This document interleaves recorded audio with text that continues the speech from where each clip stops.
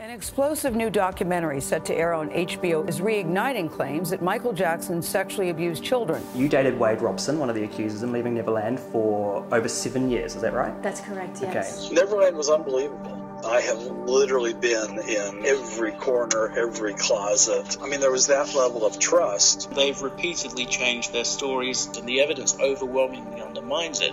You know, he took the easy way. It makes sense. If I go through with this, I win big time. I will get everything I want. They will be destroyed forever.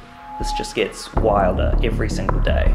I will take anybody down that harms a child.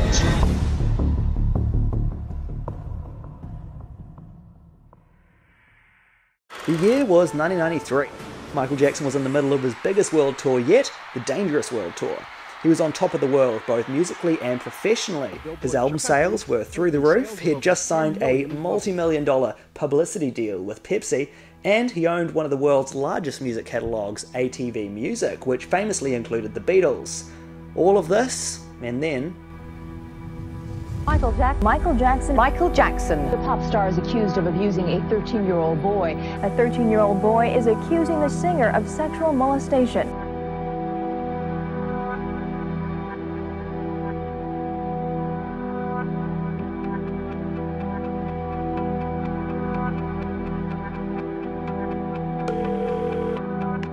This man is going to be humiliated beyond belief.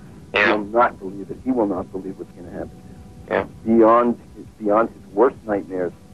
Sell one more record. If I go through with this, I win big time. I will get everything I want. They will be destroyed forever.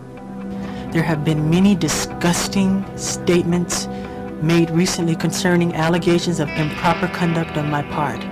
These statements about me are totally false. I had been the target of an extortion attempt.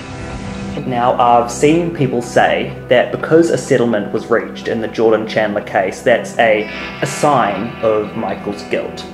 What are your thoughts on that? The money that was paid out to Jordy Chandler didn't come from Michael Jackson, it came from his insurance company. Have you ever had a car accident? You say, but it wasn't my fault. The insurance company doesn't give a shit. They make a decision and they do what they want to do. And everybody's going, but if he didn't do this, why is he paying this guy $20 million or the family $20 million? He didn't do it. The insurance company did it. By this time in his career, Michael was no stranger to lawsuits, and unfortunately for many celebrities, lawsuits and scandals are a part of life whether the accusations are legitimate or not. I get sued probably 15 times a year. I have lawyers on a monthly retainer just because you get sued so much when you're famous.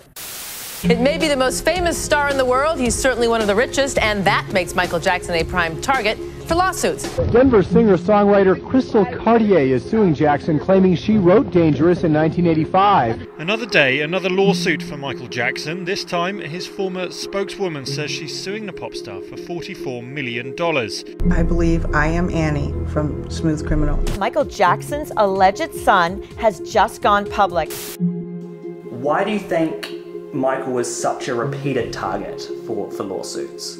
When you have a certain niceness, people take advantage of it. Okay, can you copy? Okay. Ready? How you doing? Sheriff's Department, we have a search warrant? Who else is here? Just you? Okay, why don't you stay down? We, the jury, in the above entitled case, find the defendant not guilty of lewd act upon a minor child. An explosive new documentary set to air on HBO is reigniting claims that Michael Jackson sexually abused children. Wade Robson and James Safechuck accuse the pop icon of molesting them when they were young boys. I know this must be a hard time. Yes, definitely. Because there aren't that many people that know someone quite as well as their ex-partner. You dated Wade Robson, one of the accusers, in Leaving Neverland for over 7 years, is that right? That's correct, yes. Okay. How did you guys first get together? I met him approximately in 1991. Mm-hmm. And you were how old? Maybe around 9-10 years old. Cool. We met at a photo shoot with my Uncle Michael. Everything went really well. We all hung out together. We were friends, becoming friends, I should say.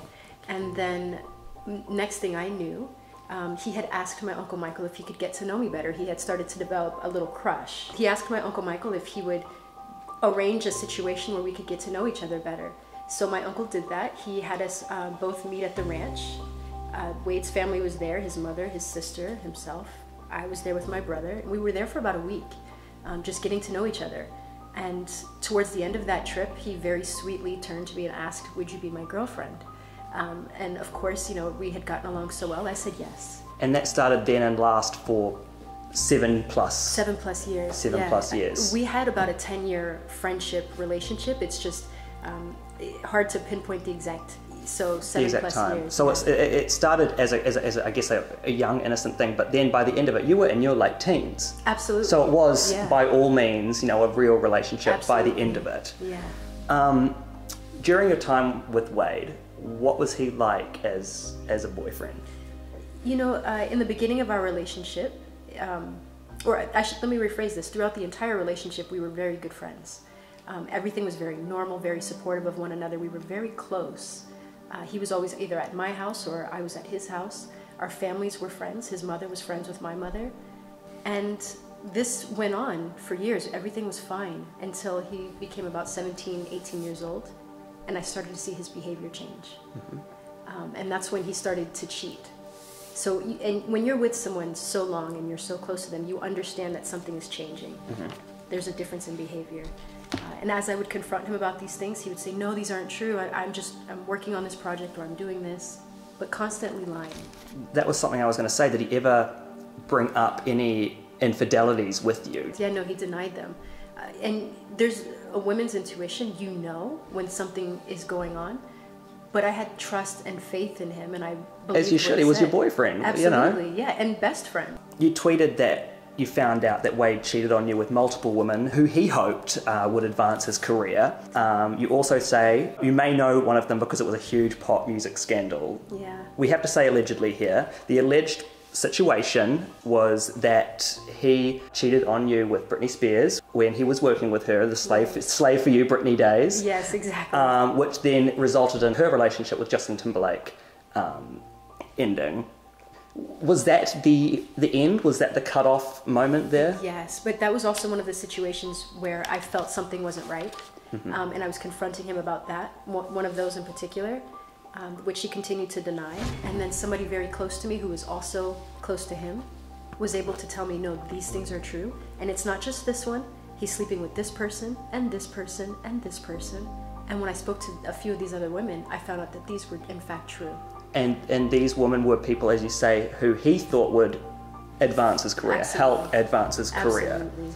It's interesting because a note was found and confirmed to be written by Wade that stated this, and I quote, "My story of abuse and its effects will make me relatable/relevant." Right. The last sentence of that note said, "It's time for me to get mine." When questioned and asked what he meant by that last sentence, he said he didn't know and he didn't remember. What do you think he meant by "it's time for me to get mine"? I think he meant just what he's doing now. He has always been a bit of an opportunist, and he gets it. I'm going to say, I feel comfortable saying this, he gets this from his mother, and he knows how to position himself into different situations that will benefit him in a financial way. So once he had nothing else to climb for, once he was being taken off of the Cirque du Soleil show and other jobs weren't coming through, this was his next outlet. Right. And this is what he means by he will get what he deserves, or he will get his. And it's interesting that you say that came from his mother, because of course the story goes that Michael first met Wade in Australia in the late 80s. He won a competition to meet Michael, and then they lost contact for a little while, and it was his mother that was trying to get back to Michael, and then eventually it happened, and he invited them over, and they met again. Absolutely. Now, your relationship with Wade isn't mentioned in the film. I'm not surprised. Why do you think that is? It completely discredits what he's saying. He's saying that he was in a relationship with my uncle, that they were in love, and that they were having a relationship, if you will. He's saying that my uncle kept him from women, which is not true. We were just talking about how my uncle put us together. It would discount or discredit the things that he's trying to claim. And I find it fascinating that he thinks he's able to just erase 10 years of his life. Yeah, yeah. What would you, I guess, say to Wade now if you had the opportunity to chat to him? I would confront him about his lies. I would tell him to stop lying. I'm not curious as to why he's doing it. He needs to stop. I don't care what his reasoning is as far as trying to be relevant, desperate for money, whatever it is. These lies need to stop, and it's not okay. This man, my uncle, took care of him and did very well by him and his family, and he knows that. I've got Brad Sundberg on the phone with me now. He worked with Michael across an 18-year span as his technical director, both on his albums and in personal projects, including Neverland Valley Ranch. He currently is running a traveling seminar called In the Studio with MJ. Brad, in Wade's lawsuit against the Jackson estate, he mentions that some of the abuse took place at a recording studio named Record One. He said Michael had a sort of green room and that the abuse went on in there. Now, you were at the studio every day with Michael. What are your thoughts on these claims? Well, Michael did have what we call the private lounge. Whenever you work with an artist of any magnitude, they usually have a lounge where they can go and take a meeting, grab a phone call, grab a nap, watch TV, whatever they want to do. The studio was very closed. Nobody came into the studio really without a reason for being there. So it wasn't like Michael had guests there every day. I mean, the guests were actually pretty infrequent. The perception that Michael always had kids there, kids and chimps and, clowns juggling bowling pins, just there's really no validity to that. We were working. So you don't believe any of the claims that the abuse happened in the studio? Let me pull you back and do a bit of a big picture. Number one, I'm a dad. At that point, I had 2 daughters. I've worked with kids in my church for years. I'm very aware of kids. Not in a million years did I ever see a child around Michael Jackson that looked like they had been distressed, hurt, abused. I can't, put my hand on a Bible and say, absolutely nothing happened in that room. It's just, there weren't that many instances. I mean, I remember seeing Wade once or twice at the studio. It was not a regular occurrence at all. And there wasn't a sense of wrongdoing or, oh my goodness, what's going on? Brad, you played a very large part in Michael's vision that was Neverland Valley Ranch. Michael brought you in to design the music and video systems throughout the ranch. There aren't that many people that got to see, I guess, Neverland as thoroughly as you did. So these rumours of, Neverland being some sort of house of horrors and a place to lure children, what are your thoughts on that? If you hear a chuckle in my voice, it's just out of sheer frustration. Neverland was unbelievable. It was such a peaceful, safe, fun place designed very specifically for kids that were underprivileged or burn victims or sick kids, Make-A-Wish kids. Yes, I have literally been in every corner, every closet. I kind of joke with people good-naturedly that I've literally been under Michael Jackson's bed, just pulling speaker wires. I mean, there was that level of trust. Was there a lock on Michael's bedroom? Yeah, it's his bedroom. I have a lock on my bedroom. If I was there to work, it's not like there were people telling me, oh, Brad, you can't open that drawer, you can't open that closet, you can't go. There was none of that. There was nothing that even hinted at, oh, wow, what is this guy into? Right. At Michael's, it was Shirley Temple and Disney music. And it really was. That's what the guy dug. Brad, now I read that you helped put a youth worker in prison after you learned that they were harming children. If you had any suspicions of Michael, would you have, I guess, reacted the same way? Yeah, I was in a completely different situation where somebody that I knew and somebody that I was close with actually was harming children. And I immediately, for lack of a better word, turned on that gentleman. And it's not something I dwell on, not something I talk about very much. But when somebody wants to throw it in my face that, well, Brad's just protecting his friend or whatever, no, that's not how I'm wired. I will take anybody down that harms a child.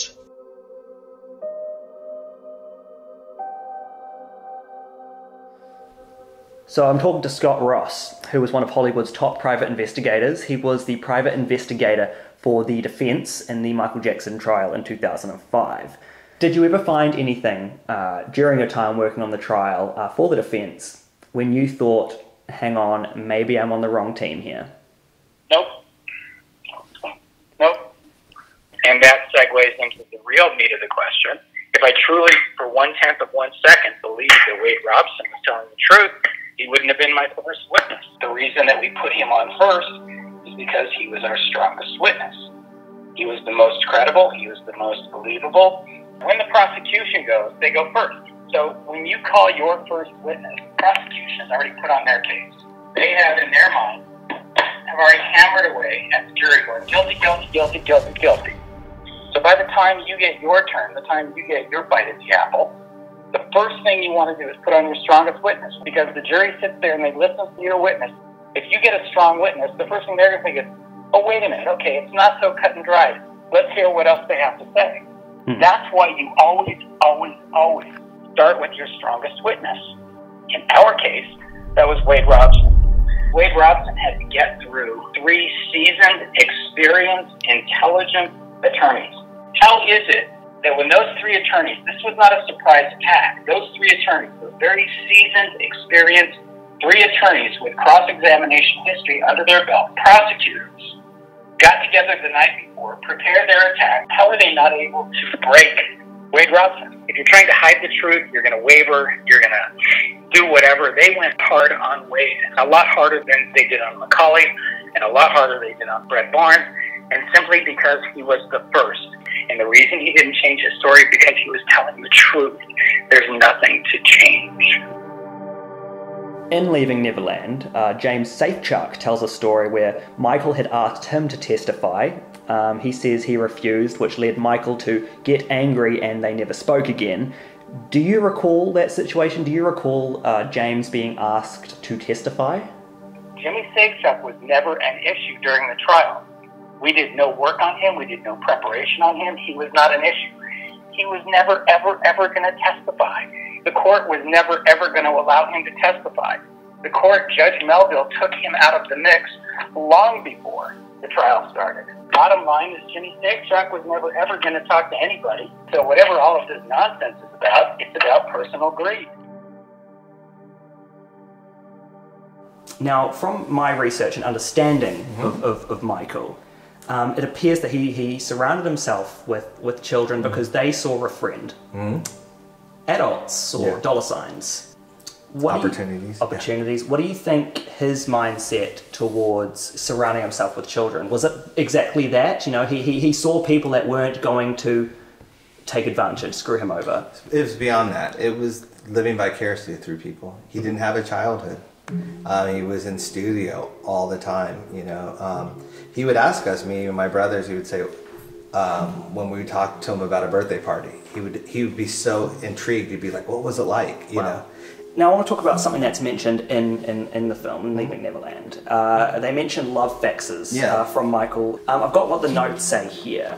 One of the faxes, the love faxes, say, hello, doo-doo. You are the best of the kid dancers. Keep on towards perfection. You are now inspiring me to get better. Another one of the faxes says, make me happy little one and be the best. I love you. Now, as someone who knew Michael, as you say, so well, do these notes sound like him grooming this family?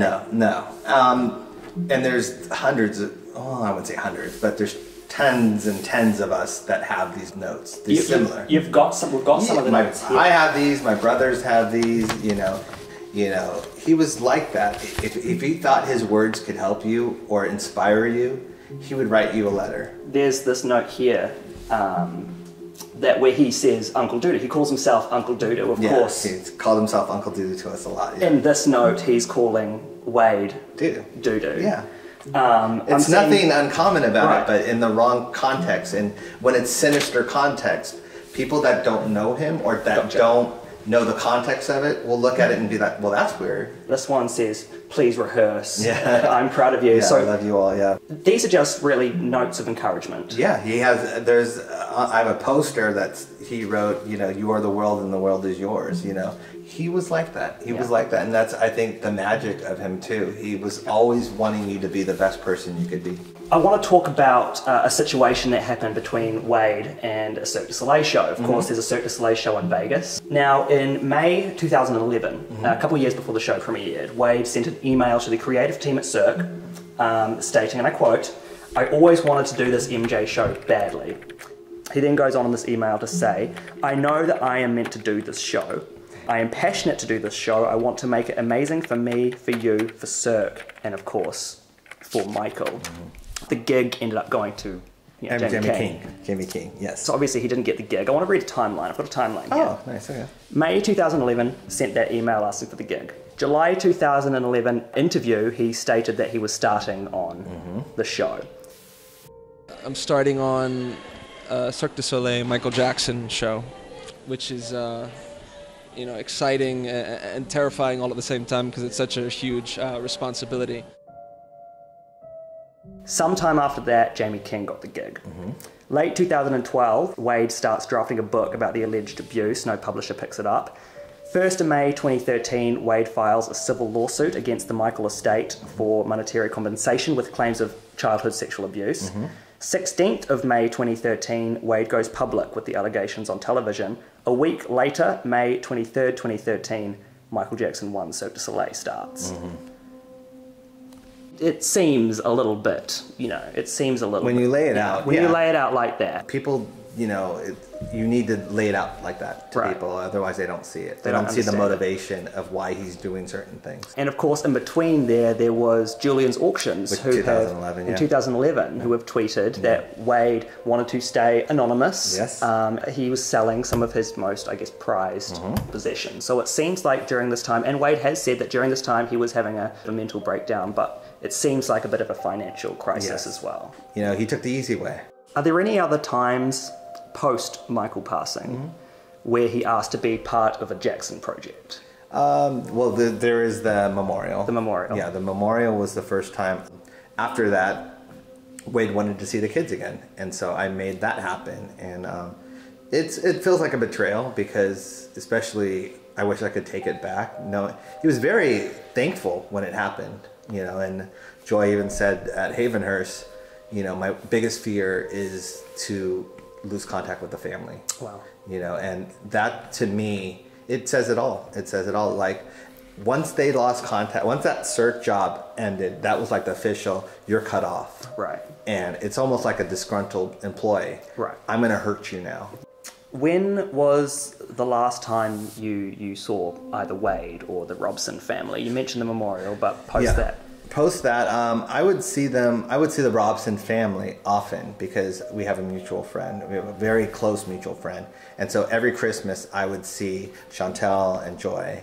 This was the first time this past year, 2018 Christmas, that I was arriving with my wife and my baby. At a Christmas party? At a Christmas party, and she was leaving. Joy? No, Chantel. Chantel, the sister. Was leaving with her, I think it's her husband. And she had her head down and when I said hi to her. And it told me a lot. It didn't tell me a lot back then because I was just like, that's odd. Yeah, you know, we've always been somewhat cordial. But now knowing the situation, it makes sense. Did you ever post 2013 say to anyone in the family, that was odd that, you know, Wade is saying this now? No, I've talked to people that were around them or friends of them, and everyone has been somewhat trying to be supportive to Wade because they were friends with him, but at the same time didn't believe him, or at least 100% didn't believe him. That's where it's, you know, and I've made that statement in many interviews that, you know, if this is about Wade and James Safechuck, you know, and it's about their journey and their discovery and whatever they want to say, it's like the reason they don't have a best friend that they interviewed is because a best friend probably didn't want to be on camera. Charles Thompson is on the phone right now. He's a crime journalist and investigative reporter who is based in the UK. He's been studying the Jackson case for many years now. Charles, some of Michael's fans have been quick to find some inconsistencies within these guys' stories. Can you share some of those with me? Yeah, well, of course, the glaring inconsistency to begin with is that both of them have previously testified in Michael Jackson's favour. Then you look into the history of their allegations since they came forward, and they've repeatedly changed their stories since then. Wade Robson gives various conflicting stories as to why he testified in 2005, beginning with, I didn't realise that I'd been abused, and then changing into, did realise I'd been abused, but I didn't want to be responsible for sending him to prison, and then evolving into, I did realise that I'd been abused, but I was bullied and forced into testifying by Michael Jackson's lawyers. His story keeps changing. That's nothing to do with childhood trauma. That's a very recent event that happened when he was an adult, and he still can't get his story straight. I think the most important thing for people to know, the film starts off quite convincingly by presenting the viewer with a lot of evidence that substantiates the early part of the story about meeting Michael Jackson, about hanging out with him for the first time. So they're playing home movies, they're showing you photographs, and so they're luring you in and getting you to believe in these guys' narrative by showing you evidence that corroborates that yes, they did meet and know Michael Jackson. But then as soon as it departs and takes a dark turn and starts talking about abuse, what you notice is all of the evidence just disappears. For instance, when they start talking about going to Neverland and having sleepovers, there is no evidence of this. And you have to go to the court documents to find the evidence which either corroborates or undermines these allegations, and the evidence overwhelmingly undermines it. I've also seen some claims that James Safechuck's stories have been copied from a book. Can you confirm that? Is there any truth to that? Well, it's a matter of interpretation. So there's a guy called Victor Gutierrez. In the 90s, he published a book which was called Michael Jackson Was My Lover, and which said on the cover that it was based on the secret diary of Geordie Chandler. It's almost like a 50 Shades of Grey for paedophiles. It's like a piece of erotic literature about Michael Jackson supposedly having sex many, many times with Geordie Chandler. And many of the details from that book are very similar to details from James Safechuck's allegations, even though that book was completely dismissed by the Chandler family, who said it was a work of fiction and that they had nothing to do with it. So it is suspicious. I don't think it's substantiated. I wouldn't stake my reputation on it and go as far as to say that Safechuck has copied the book, but there are notable similarities. So here are some of the similarities between James Safechuck's lawsuit and this book. Pages 57 and 58 of the book mentions Michael rented movies with historic and foreign themes that featured minors participating in lewd acts. Safechuck's lawsuit, paragraph 60, says that Michael showed him foreign books and movies that featured minors engaging in the same lewd acts mentioned in the book. Another similarity, page 40 of the book, says that Jackson was jealous of a girl that Jordan Chandler liked. Paragraph 39 of Safechuck's lawsuit says Jackson was jealous of Safechuck's crush on Sheryl Crow, who was Michael's backup singer at the time. Pages 37 and 38 of the book says that when going to sleep with Michael, Jordan Chandler noticed that Michael put a bandage over his nose to hold it in place. Safechuck's lawsuit, paragraph 24, says before going to sleep, Safechuck noticed Michael used a bandage to cover his nose. In the book, page 80, it says Michael made the children drink alcohol. In Safechuck's lawsuit, paragraph 60, it says Michael made Safechuck drink alcohol. Book pages 21 and 22, it says that Jordan Chandler was jealous of Brett Barnes, who was Michael Jackson's friend at the time, who to this day says that nothing happened between them. In Safechuck's lawsuit, paragraph 62, Safechuck was jealous of Brett Barnes. Now, those are just a few of the similarities there. There are a few more, but due to the graphic nature of them, I'm not going to be sharing them. Obviously, this is all alleged, but it's hard to deny that this book shares many similarities with James Safechuck's lawsuit and stories. This just gets wilder every single day.